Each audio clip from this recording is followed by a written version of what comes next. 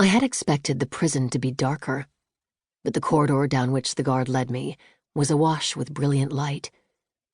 Luminaries blazed in unadorned brackets all down the white stone hallway, which someone had swept and scrubbed spotlessly clean. A line of stout doors bore intricate artifice wards graven in broad scarlet circles above iron bars and locks. Each one represented a life sealed neatly away, bound in metal and magic. Horrified pity stirred in my chest as I thought of the people behind those doors, locked away from fresh air and human company. I reminded myself that these cells held only Rivera's most dangerous and irredeemable criminals, traitors, murderers, and renegade mages who turned their powers deliberately against the innocent. Or, in some cases, all three, like the man I'd come to visit. Still, my stomach lurched as the guard stopped before a door 2/3 of the way down the corridor.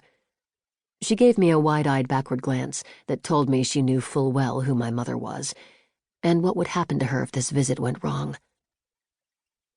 "This one," she said, and swallowed. "You're sure, my lady?"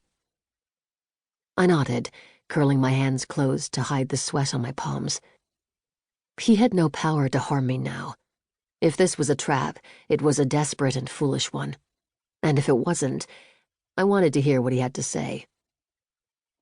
"I'm sure," I lied. The guard placed her palm on the seal, which flared with a vivid red light. She turned a key, lifted a bar, and with her hand near her pistol, opened the door. It revealed a dim box of layered darkness, disconcerting after the brightness of the corridor. I clutched the lace of my cuffs and tried to piece out shapes from the shadows. "Don't they give you any light?" The words burst out before I could stop them.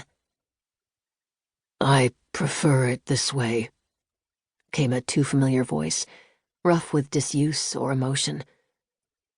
Details emerged as my eyes adjusted. The blocky shapes of a writing desk, a chest of drawers, a bed. A slit window, thin as my arm, showed a narrow slice of night sky and a meager handful of stars. And there, in the farthest corner on the edge of the bed, slouched the lean shadow of a man. Ignacio. My mother's cousin. Once powerful and respected, the former Serene envoy to Ardence. My family, my mentor, and the man who had, on various occasions, poisoned, kidnapped, and attempted to murder me. The cramped room smelled faintly of sweat and wine. I couldn't bring myself to step inside, even with the guard hovering protectively beside me.